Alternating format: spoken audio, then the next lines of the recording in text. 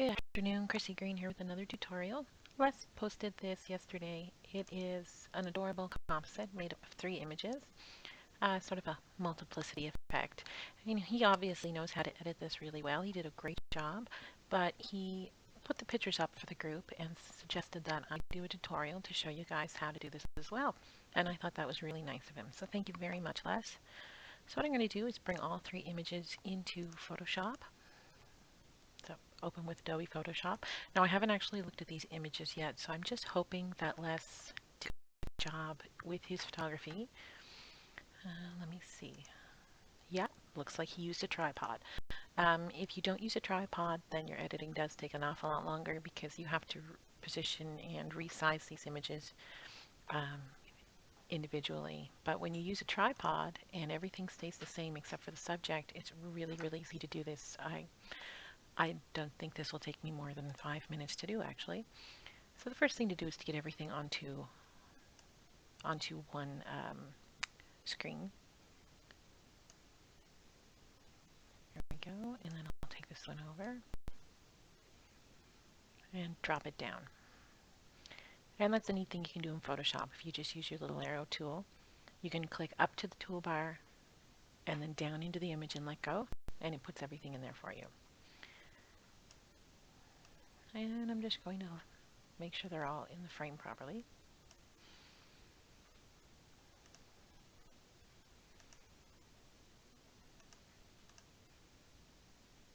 Alright, and I'm just going to lower the opacity. Photoshop didn't actually put them in perfectly for some reason. Here we go. So I'm just going to line them up, just eyeballing it. The closer that I get this, the better it'll be. So that one looks like it's dead on. I'm just going to turn that off for a moment. And check this one here. This one could use some adjusting. I'm actually going to move the bottom one because I've already moved those top ones. And I'm just using my arrow key.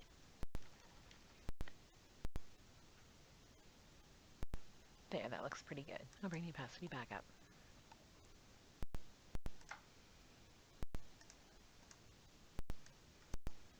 So now all I have to do is create masks for the 2 top layers by clicking on the rectangle with the circle in it.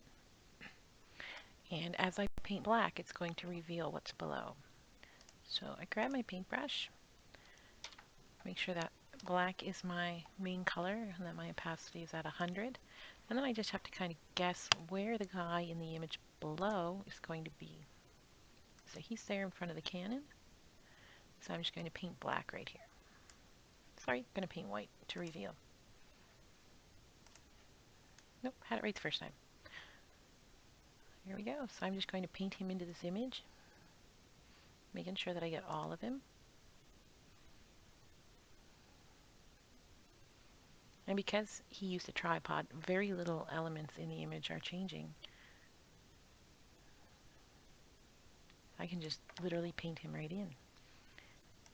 And now for the final, that would be him behind the cannon. So I'm going to go down to,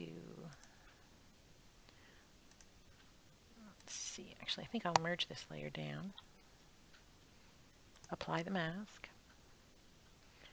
and then I'm going to make a new mask. It's probably the simplest way to do that. And then I'm just going to paint in behind the cannon less. Let's see, make sure we get all that in there. And there's very little discrepancies between the images. Paint that back here. And there. If you have trouble and you're getting things that you don't want to have masked off, just try a smaller brush. There we go. And where the images didn't line up, I'm just going to crop out those edges where I moved the images.